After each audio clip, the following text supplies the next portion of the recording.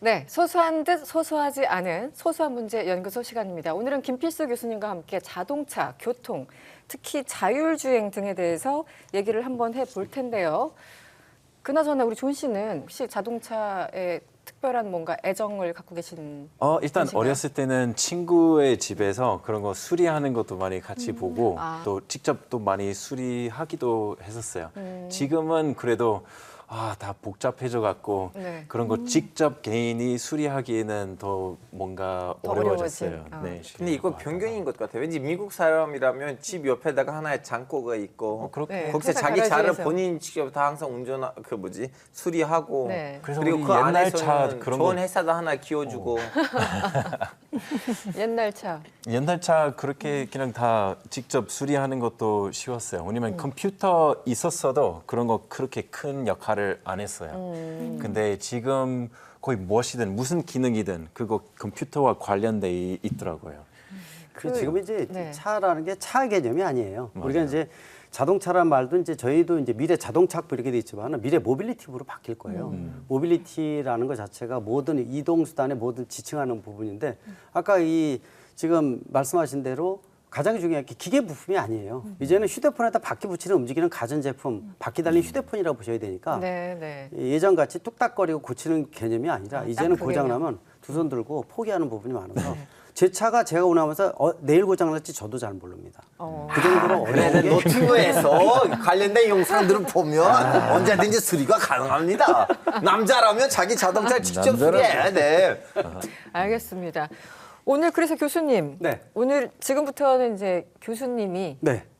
저희한테 강의를 해주셔야 되는 그런 그렇습니까? 시간입니다. 그래서 예. 오늘의 주제가 뭔가요? 오늘 뭐 많이 들으셨을 거예요. 자율주행입니다. 자율주행. 예, 그러니까 네. 이제 이게 비즈니스 모델 중에서 굉장히 중요한 역할이거든요. 그래서 오늘은 자율주행이 무엇인지, 좀 네. 어디까지 와 있는지, 또 불가능한지, 가능한지.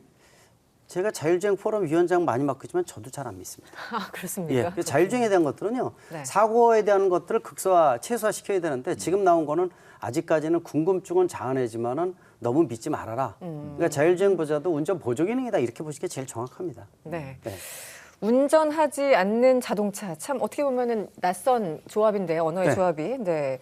일단 구정 기자님 이달 초, 그러니까 지난달 말 이달 초에서 그 5대 모터쇼라고 하죠. 베이징에서 모터쇼가 열린 것 같던데요. 이번에 베이징 모터쇼가 뭐 굉장히 이전보다 네. 훨씬 더 언론들 관심이나 굉장히 컸던 것 같아요. 아마 중국의 위상이 그만큼 자동차 업계에서 올라갔다는 얘기인 것 같은데 네.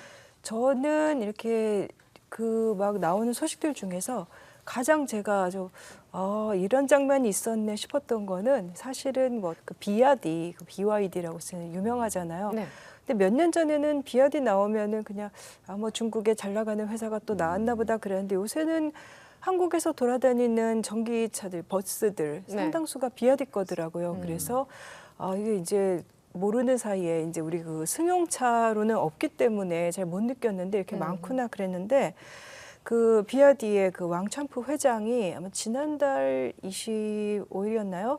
그 샤오미의 레이준 회장이 그 비아디 부스를 찾아가서 둘이서 악수하는 모습. 근데 이제 샤오미가 이제는 뭐 가전회사 아니고 중국의 이제는 무슨 뭐 가전제품 회사다, 전자제품 회사다.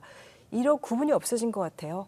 다 자동차를 결국은 인공지능, 네. 자율주행 전부 거기서 다 합쳐지는데 이제 그거를 보면서 이렇게 손을 잡는구나 말 그대로 물리적으로 손을 네네. 잡으면서 그래서 뭐 한국에서도 뭐 현대자동차의 최대 경쟁자가 나중에 네이버가 되는 거 아니냐 하도 인공지능 이런 쪽을 융합 많이 얘기하니까 그래서 이번에 모터쇼에서는 저는 그 장면이 아주 기억에 남았어요. 네. 북경 모터쇼 자체가 네. 이제 우리 중국 차가 이 정도입니다 알리는 자리였다고 보시면 제일 정확해요. 그러니까 메이드 인 차이나가 예전에 메이드 인 차이나가 아니라는 거죠. 특히 전기차를 기반으로 해서는 저가 전기차의 수준도 품질도 괜찮으면서 알고리즘, 자율주행 이런 것들이 가장 극대화된 게 중국 차거든요. 이 북경 모터쇼가 아마 그런 부분이어서 요새 아까 말씀하신 대로 샤오미카라고 SU7 모델 지금 5만 대 이상 판매되고 있는데 아마 포르쉐하고 모양 디자인 비슷하죠. 비슷해요. 4천만 원 좀 넘습니다. 가격이요? 자율주행도 일부 네. 기능 들어가 있고요. 그다음에 이 오토 파킹 기능도 들어가 있고 대단하죠. 그런데 4천만 원대. 4천만 원대죠. 그러니까 이제 예전에도 보면 가격이 뭐 일반 서방에서 만드는 거에 5분의 1에서 10분의 1이에요. 네. 엄청난 거죠. 이 스팟이라고 보스턴 다이나믹스 스팟이라고 개 로봇 네. 아시죠? 네. 그게 얼마인지 아세요? 8천만 원입니다. 아, 그래요? 예. 비싸네요. 개가 아니죠. 그렇죠. 저한테 반값을 주시면 저 그 개보다 더 많은 내가 더 놈을 잘할 수 해드릴 있어. 수가 있어요. 중국이요 비슷한 것을 500만 원 이하로 만들어요. 아, 가격 경쟁이 이게 안 됩니다. 되는군요. 예, 네. 벌써. 그래서 이번에 뭐 아까 베이징 모터쇼 말씀하셨지만 무서운 겁니다. 그래서 기자분들이 가기 전에 뭘로 봐야 됩니까? 저한테 물어보고 가는 분들이 많아요. 어떤 포인트를 봐야 되냐? 그러면 저는 전시회들 다 가기 때문에 그래서 어떤 거 보세요라고 했는데 와서 다시 전화 와가지고요.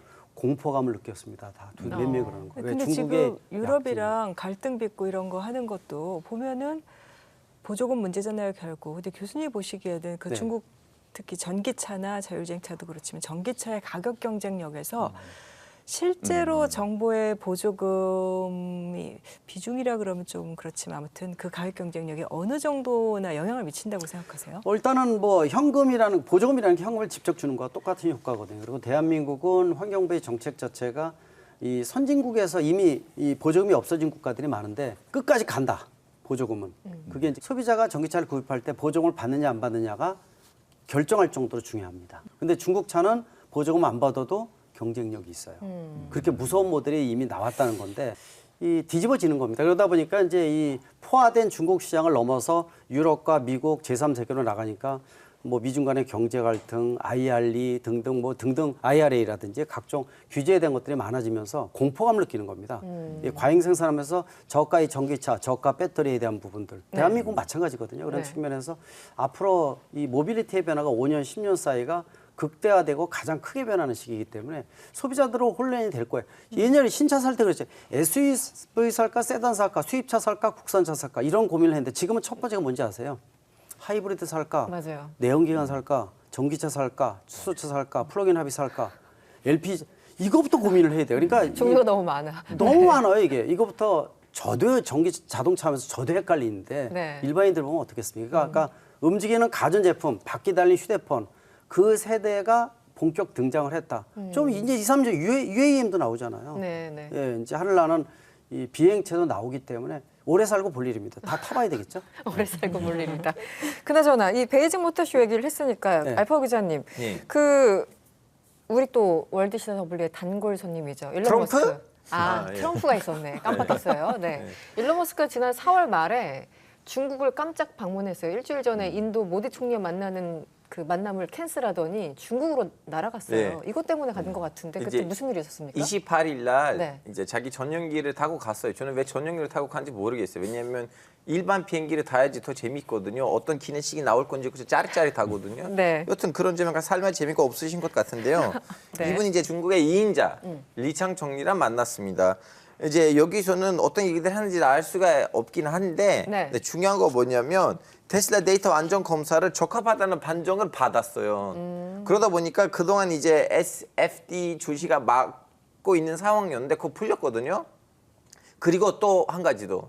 바이두이라는 중국의 구글이 있어요. 네. 이렇게 곰, 발톱 같은 이렇게 좀 로고가 네. 있는데요. 네, 네. 바이두. 이제 그 바이두의 사장님이랑 또 MOE 아니고 진짜 실질적으로 우리 같이 내비게이션 하자. 해서 그것도 좀 사인을 했어요. 그래요? 그러다 보니까 이제 조만간 이 중국 시장에서 마스크 형님이 자기 전기차들을 좀 약간 더 많이 달릴 수 있게끔 엄청 많은 노력을 하고 있다는 건 확실하고 중국 시장을 무시하지 못하는 거죠. 네. 저는 두 분이 어떤 얘기 했는지를 제가 알죠. 아, 네. 어떤 일이 와, 있었습니까? 국정원에서 정보가 샜어요?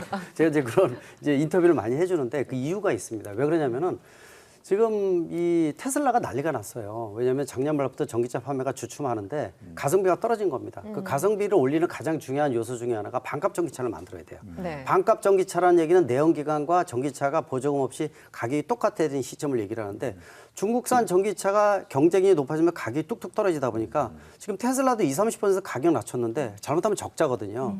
근데 차가 나오는 타이밍도 신차가 굉장히 오래 걸리고 테슬라는 네. 거기다 전체 판매는 뚝뚝 떨어지고 가격은 더 이상 못 낮추기 때문에 8월 8일 날 로보택시 레벨 4를 발표하겠다고 앨런 머스크가 트윗을 알렸지 않습니까? 근데 문제는 다들 이제 의심을 갖고 있는 게 야 이거 레벨 4의 자율주행을 지금 샌프란시스코도 난리인데 어디서 테스트를 하느냐에 대한 시장을 찾아야 되는데 네. 그때 리창 총리 만나서 중국에서 합의를 보면서 중국 시장을 겨냥을 한 겁니다.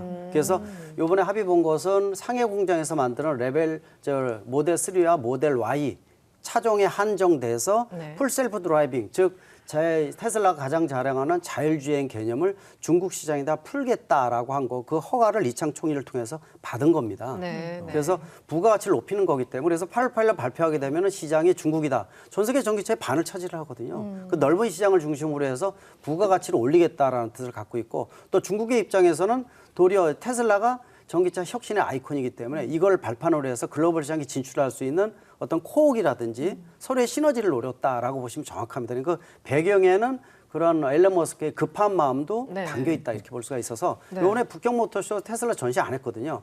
달려가서 미팅 때문에 달려간 겁니다. 네, 그래서 저도 네. 찾아봤더니 그 모터쇼에 참여한 줄 알았더니 거긴 참여 안 하고 맞습니다. 그냥 본인만 달려간 거예요. 그렇죠. 그래서 여러 가지 얘기를 했겠거니 하는데 일단 지금 말씀하신 것 중에 저희가 또 차 알못 개념으로 네. 가서 모르는 게 참 많은데 레벨이 몇 개까지 있습니까? 레벨 0부터 레벨 5까지 6단계가 있습니다. 아, 네. 이거는 이제 미국 자동차 공학회에서 이 정의를 해놔서 글로벌 시장에서 공통적으로 사용을 해요. 네. 레벨 0 하면은 100% 내가 운전하는 거고 네. 레벨 1 하면은 우리가 뭐 이 크루즈 컨트롤에서 고속도로에서 100km 세팅하면 그대로 따라가지 않습니까? 그리고 이제 차선 이탈 경보 장치 네. 이런 각각에 하나씩 들어가 있는 거를 레벨 1이라고 보시면 되고 네. 이 차선 이탈과 전방부터 모든 걸 합치는 걸 에이다스 시스템이라고 그래요. 요새 고급차들 에이다스가 들어가 있거든요. 그게 레벨 2 개념까지다. 2. 예. 그리고 이제 지금 테슬라의 풀 셀프 드라이빙이나 또 지금 낮은 오토 파일럿 뭐 이런 것들 나오죠. 이런 것들이 레벨 3라고 얘기했는데 3까지는 안 돼요. 그래서 특히- 네. 궁금했어요. 미국 사람인데 제가 들어본 건 일반 미국 사람조차 이 머스크의 이렇게 테슬라 개발한 것까지는 아직 중국에서 로봇 택시 실력까지는 안 될 거라고 또 다 생각하고 있을 지금 텐데요. 고민이 되는 거 그 상황입니다. 예를 들어서 외부의 정보를 인지를 하기 위해서 가장 많이 쓰는 게 뭐냐 라이더 센서, 레이더 센서, 초음파 센서, 카메라 4가지 써요. 4가지 쓰는데 이 중에서 테슬라는 카메라 7대만 쓰는 거예요.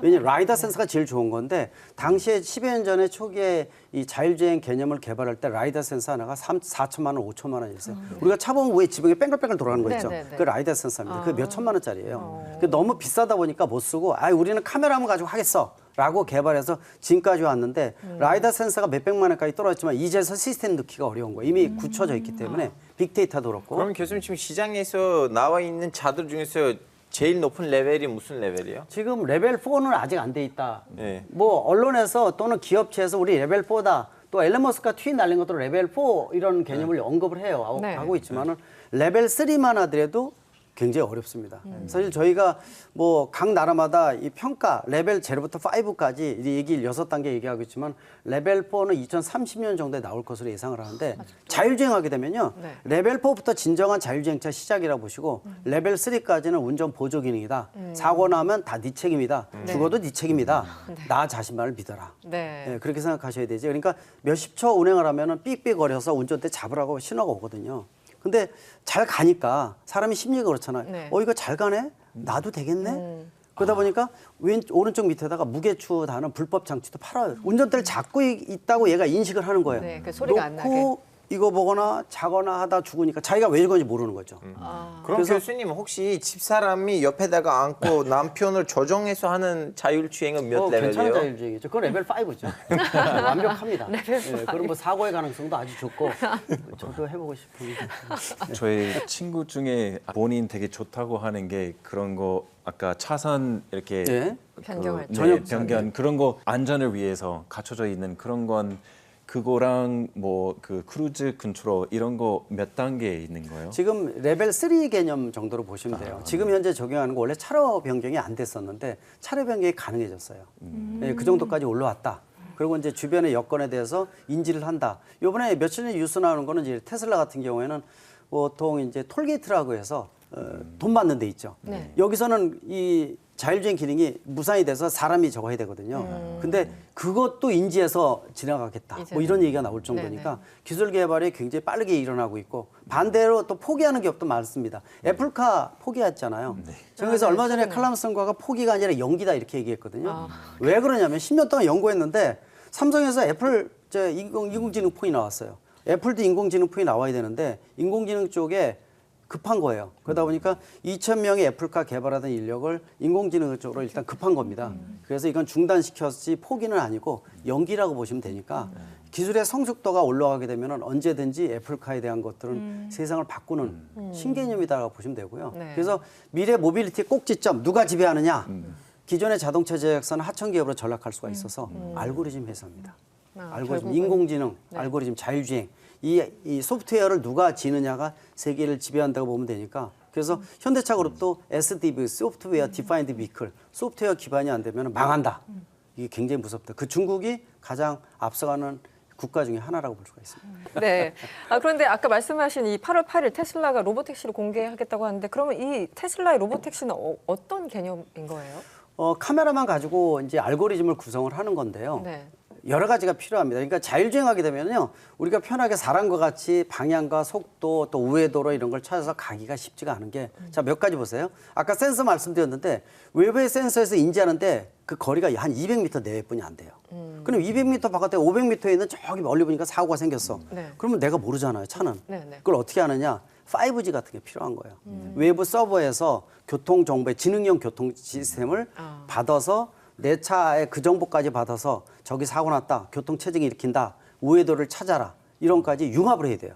그러기 위해서는 센서도 필요하고 5G도 굉장히 정확해서 센치 개념으로 정확해야지. 요새 내비게이션 보면은 산도 아파트도 뚫고 산도 강도 막 넘어가는 내비게이션 있잖아요. 네, 네. 어디라는 거 있죠. 네, 네. 그런 정보 가지고 안 되는 거. 센치 개념으로 정확해야 되고요. 또 5G 같은 원격 정보를 빠르게 안전하게 대량으로 정보를 해제되고 또 알고리즘도 구성이 잘 돼 있어야 되고 이런 것들이 융합이 된 거기 때문에 자율주행은 모든 과학기술의 총합이다. 거기다가 차에다가 매개체에다 넣어서 움직이게 만든다라는 개념이니까 레벨 3 개념을 아마 지금 이제 적용한다고 보시면 되니까 아마 치열하게 싸우는데 뭐 우리가 운전 안 하고 원격까지 가는 것도 중요하지만은 응용하는 게 굉장히 많아요. 네. 응용이 어떤 응용? 풀 파킹 시스템이죠.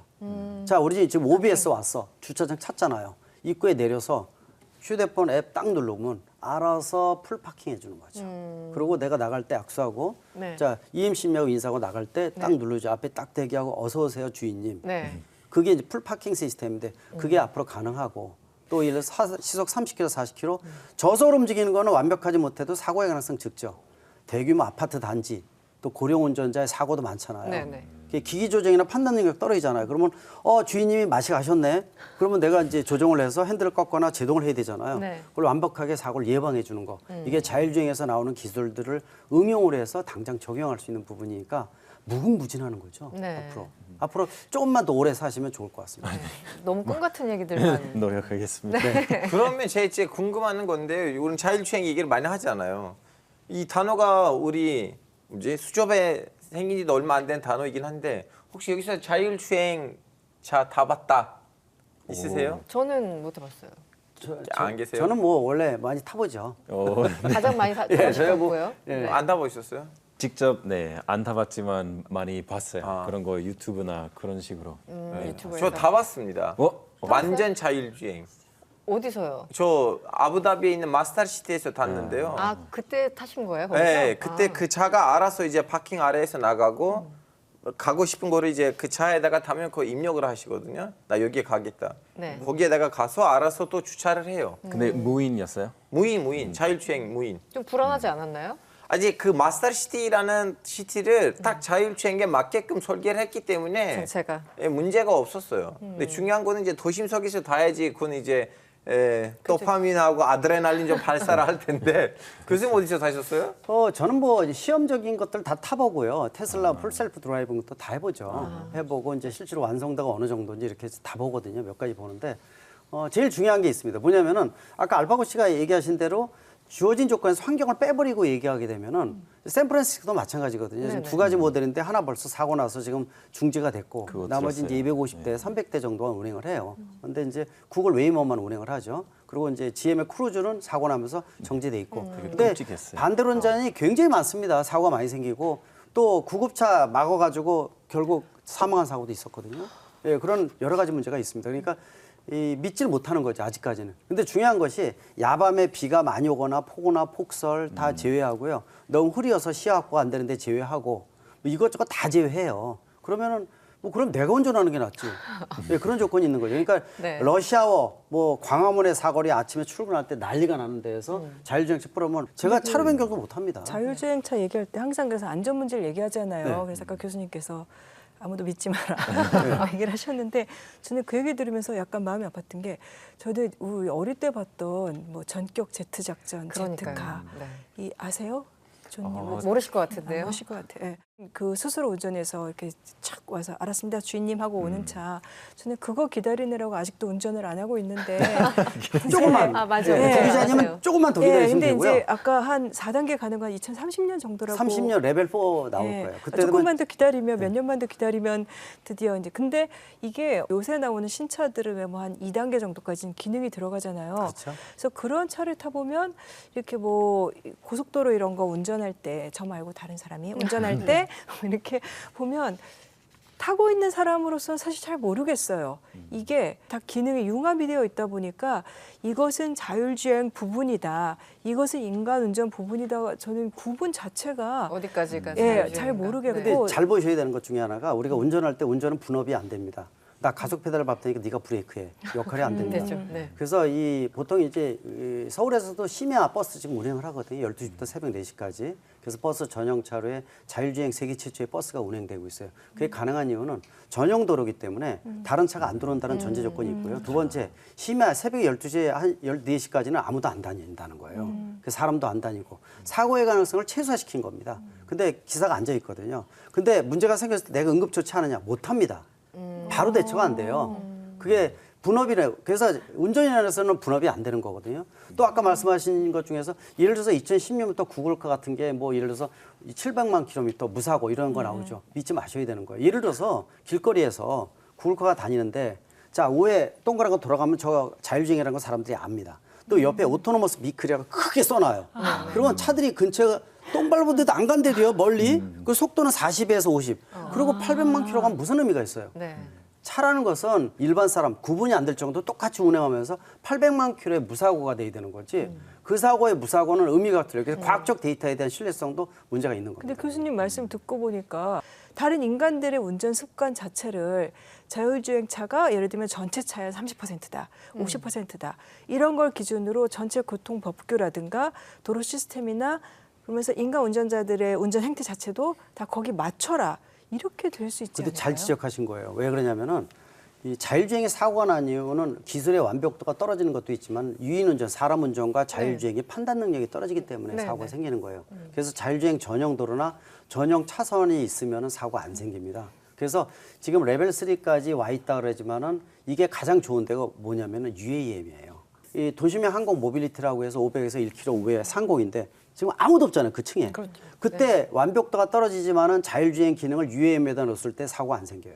왜? 아무도 없기 때문에. 없으니까. 그래서 그런 데 테스트가 좋고요. 또 군지분행이라고 아마 들어보셨을 거예요. 군지분행이 뭐냐면 자율주행 전용 차선이 있어서 이 트럭이 10대가 달리는데 보통 100km 달리면 앞뒤차의 간격 100m 뛰어야 되잖아요. 네. 운전사들이. 네. 근데 이제 이 100km 달리는 10대가 앞뒤의 간격이 10m뿐이 안 되는데 10대가 동시에 덩어리를 운전해요. 한 명이 타는데 관리자만 타는 거죠. 그래서 서울, 부산 가는데 한 번도 쉬지도 않고 정석으로 가니까 연비 좋고 또 빠른 시간 내에 물류 기능에 혁신이 생기는 건데 이거는 전용 도로를 만들어서 한 벌써 20년 됐는데 군지 분행은 이 물류의 혁신이 일어나는데 곧 아마 적용이 될 것으로 보고 있어서 그런 부분들은 사람이 안 들어가기 때문에 네. 그래서 예전에 로간이라고 영화 있었어요. 이 팔에서 이거 나는 거 울버린 아, 네네. 나오죠. 네네. 울버린이 최후의 그 영화 안 네. 보셨구나. 표정 보니까 아, 제가 제가 봤습니다. 봤습니다. 봤습니다. 예, 그렇죠. 네. 거기서 주인공이 이 도망가는데 네. 도로에서 고속도로에서 우연히 끼어 들어갔는데 거기서 한 10분 동안 난리가 나는 장면인데 그게 바로 군지 분행하는 자율주행 전용 차선에 주인공 차가 들어간 모습이었어요. 소리 우리 예상합니다. 조은 씨 질문이 많을 것 같아요. 네. 미국은 원래 그 자동차 생산도 많이 하고 있었는데 네. 중국에서 이제 생산력이 되게 뛰어나다고 하더라고요. 그 예. 공장 그런 기술 다 거의 오프쇼링 해갖고 그러면 미국에서도 생산되고 있는 거나 뭐 테슬라 있지만 그래도 미국사 주로 외국에서 많이 생산하고 있어요. 그렇죠. 지금 현재 미국의 GM 포드 크라이슬러 빅3라고 크라이슬러 스텔란티스 이제 합병이 돼서 이렇게 되지만은 고민이 많은 겁니다. 자동차 산업하면 유럽과 미국의 양대 축이었거든요. 이게 축이 전기차로 가면서 전기차는 속된 말로 개돼지 다 만들어요. 그러니까 네. 뭐냐면 바퀴, 모터, 배터리 장난감이잖아요. 초등학생들 만드는 겁니다. 완성도의 차이가 있는 거고 그래서 앞으로는 우리가 파운드리가 뭐예요? 반도체 위탁 생산이잖아요. 전기차 파운드리가 나옵니다. 그러니까 전기차 파운드리는 전기차 오픈 플랫폼을 통해서 배터리, 모터, 시스템 다 집어넣고 이 셋이가 다 만들어지고 덮개만 틀린 거하고 알고리즘만 틀리게 하면은 천의 얼굴을 가진 전기차가 만들어져요. 그러니까 폭스콘 하면 애플을 위탁 생산해 주고 있잖아요. 제가 이번에 대만 전시회 가서 놀란 게 폭스콘 팀하고 만났는데 차가 양산형으로 이미 판매를 하고 있는데요. 파운드리입니다. 진짜 잘 만들어요. 가격도 괜찮고 완성도도 그렇고 그래서 이 내연기관은 엔진과 변속기라는 특수한 기술이 있어서 선진국에 전용을 했어요. 아무도 진입 못했어요. 대한민국 현대차가 유일하게 진입을 한 건데 전기차는 누구나 다 접근할 수가 있다는 거죠. 그래서 무서운 거고요. 가격, 품질, 거기다 알고리즘, 요 포인트가 거기다 자율주행, 인공지능 이게 가장 중요하다 볼 수가 있습니다. 이런 자율주행 기술로 가는 알고리즘, 인공지능 이런 부분으로 투자를 하고 있다고는 하는데 현대차도 그 시장에서 그럼 성공적으로 기존의 자동차 회사가 아니라 그런 이제 뭐 스페이스 모빌리티까지 현대차에서는 얘기를 하잖아요. 현대차는 그러면은 이 수준이 지금 어느 정도에 있다고 보세요? 굉장히 잘해요. 수준이 많이 올라갔고요. 수준은요. 일단은 쌍두마차를 전기차하고 수소차 두 가지를 두고 있어요. 그리고 기존의 내연기관 하이브리드도 워낙 잘 만듭니다. 요새 워낙 장사 잘하잖아요. 1사분기 7조 원입니다. 영업이익률. 7조 나왔어요. 작년에 27조 원이었잖아요. 전반기 1사분기가 7조 원인데 현대차, 기아차 3조 4천억. 그다음에 3조 한 5천억 정도가 현대가 나왔는데 기아 직원의 2배가 현대거든요. 근데 기아가 거의 비슷하게 영업이익 9점 몇 %니까 제조업의 꿈의 수치가 두 자리 10%거든요. BMW 벤츠만 10%예요. 그걸 거의 구현해가고 있으니까 그만큼 완성도도 높고 소프트웨어 이런 것들도 굉장히 많이 앞서가는데 벌써 따끈따끈하죠. 일주일도 채 안 됐어요. 한 일주일 전에 미국의 합작회사 모셔널이라고 하실 거예요. 자율주행 기술 세계 넘버 3, 4에 해당되는 앱티브 회사가 합작회사죠. 거기다 유상증자 1조 2천억 했습니다. 1조 2천억. 그래서 그만큼 이제 추진하는 거고 지금 벌써 물밑에서는요. 이게 세계의 비즈니스 모델을 주도를 한다라고 생각을 해서 자율주행, 인공지능, 생성형 인공지능이 차이 들어가거든요. 좀 이따 차 보세요. 앉아서 딱 지금 기능 개발돼 있는 거 저도 이제 테스트를 해봤는데 아침에 딱 앉잖아요. 앉으면은 물어봅니다. 주인님 이 핸들 잡으면 핸들에 땀이나 맥박 이런 거, 네네. 눈곱 이런 거 다 인지를 하거든요. 종합적으로 해서 자 주인님 평상시에 컨디션이 100%인데 지금 컨디션이 50%입니다. 또 술 냄새 좀 풍기네요. 예, 문제가 있네요. 오늘은 시동 안 걸겠습니다. 대중교통 타고 가세요. 그런 차가 이미 개발돼 있고요. 네. 또 아까 이 전격 제트 작전 키트 같은 경우에 네. 이 유리 같은 거 색깔 변하는 거 있죠. 이거 다 개발돼 있어요.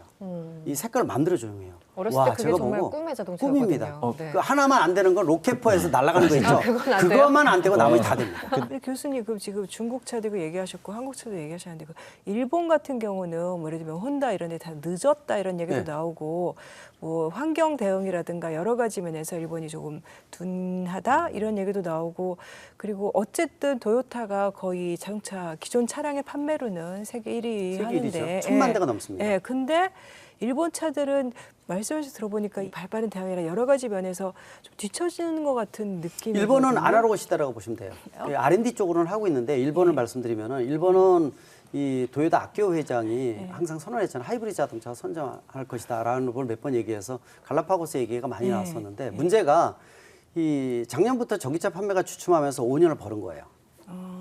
하이브리드 차가 5년을 벌었어요. 그래서 지금 뭐 계속 잘 나가고 있고 세계 넘버원 제일 많이 파는 게 토요타, 폭스바겐 그룹, 현대차 그룹 넘버 3잖아요. 이렇게 순위가 돼 있고 미국 같은 경우에도 지금 이 미국 시장에서 스텔란티스를 이기고 현대차 그룹이 올라갔거든요. 그래서 네 번째 대 미국 시장에서 중요한 것은 이 일본 가서 미팅을 하면요 전기차 얘기하면 멍해요. 그 정도입니다. 그 얘를 한두 번 하는 게 아닌데 멍해가지고 무슨 얘기냐? 저희가 일본을 갈라파고스로 해서 저펜을 갈라파고스로 해서 잘라파고스라고 얘기합니다. 잘라파고스. 그러니까 뭐냐면은 지금 당장은 하이브리드 차가 우세지만은 전기차는요 그냥 만들어지는 게 아니기 때문에 선점이 중요하거든요. 그런 측면에서 일본의 이 고립화 문제점 이 고민은 상당히 좀 갈 거예요. 그래서 나중에 이 최후에는 누가 1위 되느냐? BYD가 세계 1위 될 가능성. 그다음에 테슬라 현대차는 넘버 3에 아마 들어갈 가능성이 크고요. 넘버 3까지는 그래서 되는군요. 그런 네. 부분이고 도리어 도요타 폭스바겐은 떨어질 가능성이 높기 때문에 그래서 그런 부분들은 미래에 대한 준비가 진짜 약한 것이 일본이다라고 보고 있어서 고민이 제가 많죠. 근데 왜- 교수님 미래라고 하셨는데 제가 궁금한 거 있어요. 진짜 완전 자율주행 시대, 즉슨 알파고의 시대가 오면 이 자동차들이 이제 도시들에서 돌아다닐 텐데 네. 도시의 구성이 어떻게 될 거예요? 왜냐면 지금 이 구성으로는 안 될 것 같은데요. 시장이 완전히 바뀌어야죠. 그러니까 이제 지금의 규정 자체는 완전히 틀이 바뀌어야 되고. 자, 자율주행차 시대 오면은요, 사고가 생기면 누구 책임입니까? 자율주행 시대가 오면 레벨 4 이상으로 예, 됐을 레벨 4 때요? 이상으로 왔는데 사람이 사고가 사망을 했어요. 생기면 그럼 누구 책임이야 할 그건 거예요? 자동차 그래서 그 문제 때문에 난리 난 게 네. 지금 같은 문제가 지금까지 인간 중심의 법적 인격체, 사람의 인격체 중심으로 지금 법이 구성돼 있는데 네. 자율주행차가 나오면 차 하나하나가 법적 인격체가 됩니다. 차에다가 책임을 물어야 돼요. 그럼 차에 책임을 물을 수 있는 보험이 나와야 되는데 네. 그게 안 되는 거죠. 그러네요. 딜레마 빠지는 것 중에 한 가지가 자, 예를 들어서 보세요. 아. 내가 100km 달리는데 앞에 횡단보도가 있어요. 유치원생 노란색 입은 애들이 5명이 손 들고 쫙 지나가고 있어. 그럼 100km 달리다가 당연히 제동을 해야 되죠. 근데 네. 브레이크가 고장 났어. 근데 사람이 탔을 경우에는 애들이 지나가잖아요. 내가 우를 꺾고 좌를 꺾든지 간에 애를 피합니다. 그렇죠. 왜? 내가 부상을 당하고 사망하는 거 그 다음이야. 생각 안 해. 그게 인간이야. 그렇죠. 근데 자율주행이면요. 좌를 꺾으면 2명 탑승객, 우를 꺾으면 3명이 다 죽는다고 판단하는 거지 얘는. 그러면 애들 사이에서 제일 공간이 빈 애 중에서 한 명만 치고 지나가는 거죠. 한 명 버리는 겁니다. 예. 아, 그러고 그렇게 나는 판단하는구나. 3명을 살렸어. 이거 어떻게 할 거예요? 이런 게 윤리적인 문제가 굉장히 수십만 가지라는 거예요. 수십만 가지. 그러니까 판사, 검사, 변호사가 논란이 되는 거예요. 한 번도 해본 적이 없는 거야. 그래서 답이 안 나오는 겁니다. 이런 것이 법적 체계, 이 보상 체계, 시스템에 대한 것들 이게 더 무서운 거예요. 기술 발전보다 법적 체계, 시스템을 바꾸는 게 더 어려운 거죠. 그래서 미국 20년 전부터 시작을 했고요. 대한민국은 10년이 채 안 됐고 고민이 많은 거죠.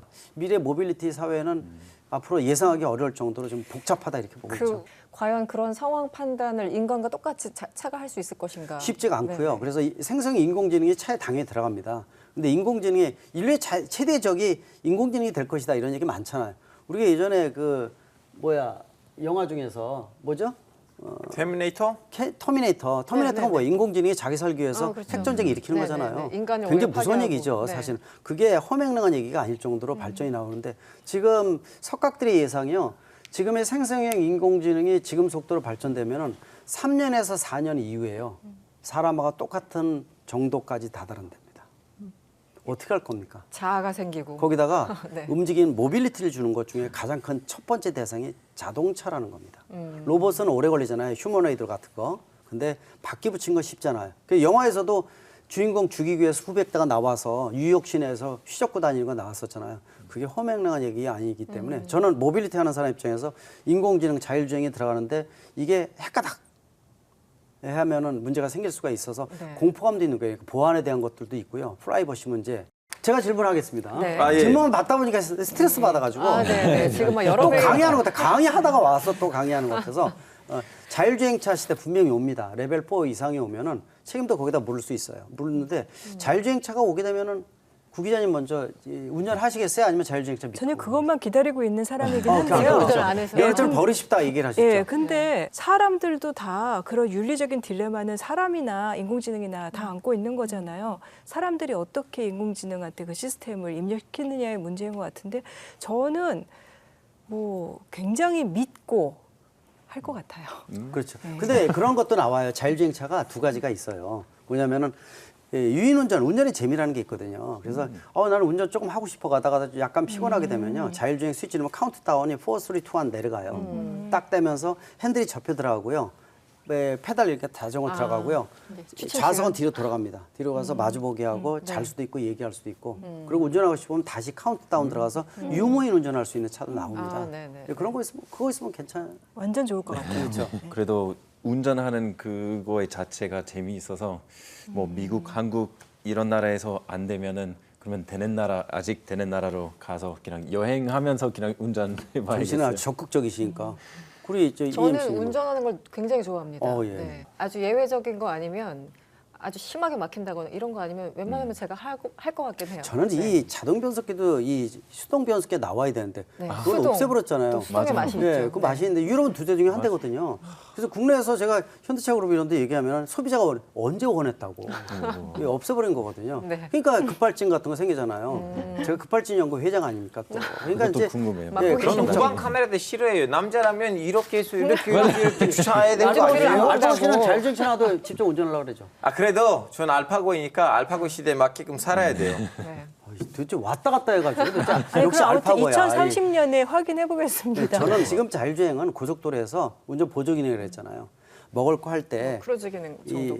이 병따개 딸 때 한 손 네네. 잡고 하잖아요. 잡고 하는데 지금 자율주행 레벨 2 에이다스 같은 거는 손 놓고 눌러놓고 손 놓고 병따개 하고 이렇게도 하고 목 돌리고 이렇게 차여놓고 할 수 있는 그 정도는 그런 할수 시간은 있다. 돼요. 네. 근데 이제 완벽히 레벨 4도 레벨 4는 뭐냐면요. 목적지까지 빠르게 안전하게 가는데 비상시에만 사람이 개입하는 거예요. 아, 네네. 그게 거의 완벽한 거죠. 그러네요. 거의 완전 맡겨놓은 그리고 레벨 5는 핑크빛 꿈이라고 보시면 될 것 같고. 그래서 아마 그런 시대가 좀만 기다리시면 참고 오래 견디시고 네. 아프지 말고요. 네. 다 겪어보는. 아니, 근데 자율주행차가 그렇게 되면은 오히려 몸이 아프거나 나이가 많거나 불편한 데가 있는 분들이 더 훨씬 편해지지 교통 않을까요? 굉장히 편하죠. 약자들한테는 오히려 굉장히 교통 약자들을 위해서 더더욱, 건강하게 이렇게 뭐 뒤 뭐 어쩌고 알파고 같은 그런 분들은 운전하실 수 있지만 이제 노인분들이나 훨씬 더 좋을 것 좋죠. 원래는 자동 변속기가 장애인을 위해서 개발된 거예요. 일반인들이 더 쓰는 건데 그래서 장애인을 위해서 개발된 시스템이 많은데 아마 자율주행이 나오게 되면 교통 약자들한테 특히 이제 도움이 되는 게 자율주행이 아닌가라는 측면에서 기대를 하셔도 좋을 것 같은데 시간이 좀 더 몇 년 필요하다. 믿고 탈 수 있으려면은 네. 조금만 기다리시면 될 것 같습니다. 아직 가까이 다가오고 있습니다. 눈에 보이네요? 네. 알겠습니다. 오늘은 김필수 교수님과 운전하지 않는 시대라는 주제로 이야기를 나눠봤습니다. 무궁무진한 얘기가 또 남아있을 것 같은데 오늘 시간 제약상 여기까지만 듣도록 하겠습니다. 어쨌든 레벨 4가 오는 그날까지 우리 열심히 살도록 해보죠.